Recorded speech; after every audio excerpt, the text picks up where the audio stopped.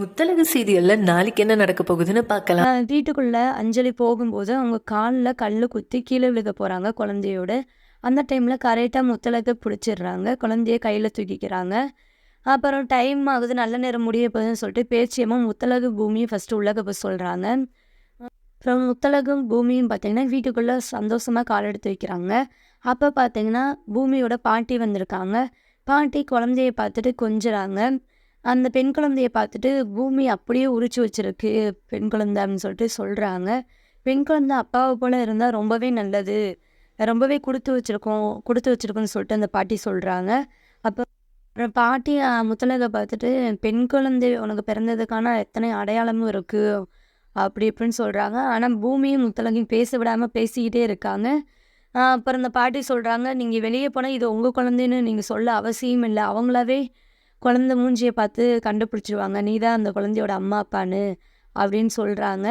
முத்தழகு பார்த்திங்கன்னா சேடாக இருக்காங்க. அந்த பாட்டி கிளம்புறேன்னு சொல்லிட்டு இந்த குழந்தைங்க கையில் அவங்க காசு கொடுத்துட்டு கிளம்பிடுறாங்க. முத்தழகு வேகமாக கோச்சிக்கிட்டு கையில் வச்சுருக்க அந்த பெண் குழந்தைய பார்த்திங்கன்னா அந்த சாமி ரூமில் வச்சுட்டு போயிடுறாங்க.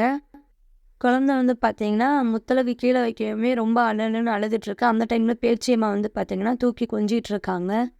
முத்தழகு ரூம்குள்ளே போயிட்டு அந்த குழந்தைய பெட் மேலே வச்சுட்டு பார்த்தீங்கன்னா அந்த பாட்டி சொன்னதையும் நினச்சி ரொம்பவே ஃபீல் பண்ணிகிட்டு இருக்காங்க. பூமியும் போயிட்டு பேசிகிட்டு இருக்காங்க முத்தழகுக்கிட்ட. பூமி முத்தழகிட்ட சொல்கிறாங்க, என்னை நம்புறீங்களே முத்தழகு, அது என்னோட குழந்தை இல்லை அப்படின்னு சொல்லிட்டு சொல்கிறாங்க. நான் உங்கள் மேலே முழு நம்பிக்கை வச்சுருக்கேன், ஆனால் நடக்கிறத பார்த்தா நான் என்ன பண்ணுறது.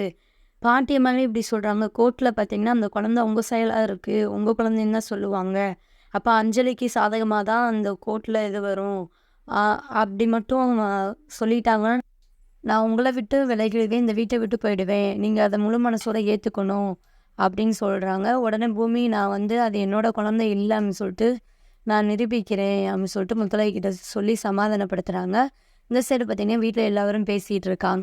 பூமியோட அத்தை அப்பா எல்லாம் சொல்கிறாங்க, முத்தழகை தான் தலையில் தூக்கி வச்சு கொண்டாடினீங்க, ஆனால் இப்போ நம்ம வீட்டு குடும்ப வரிசை அஞ்சலிக்கு தான் பிறந்திருக்கு, நம்ம பேச்சியம்மா வந்து பிறந்திருக்காங்க அப்படின்னு சொல்லிட்டு சொல்கிறாங்க. பேச்சியம்மா இருந்துக்கிட்டு சொல்கிறாங்க, முத்தழகுக்கு தான் பேச்சியம்மா வந்து பிறக்க தான் வந்து நான் கனவு வந்தது அப்படின்னு சொல்லிட்டு சொல்லிகிட்டு இருக்காங்க. அஞ்சலி வந்து எல்லாருக்கிட்டையும் சொல்கிறாங்க, நான் தான் இந்த வீட்டு மருமக இனிமே அப்படின்னு சொல்கிறாங்க. பேச்சியம்மா அதுக்கு சொல்கிறாங்க, நீ இந்த வீட்டு பெண் குழந்தைய பெற்றெடுத்தாலும் முத்தழகு தான் எங்கள் வீட்டு மருமக எப்போதும் அப்படின்னு சொல்லிட்டு சொல்கிறாங்க.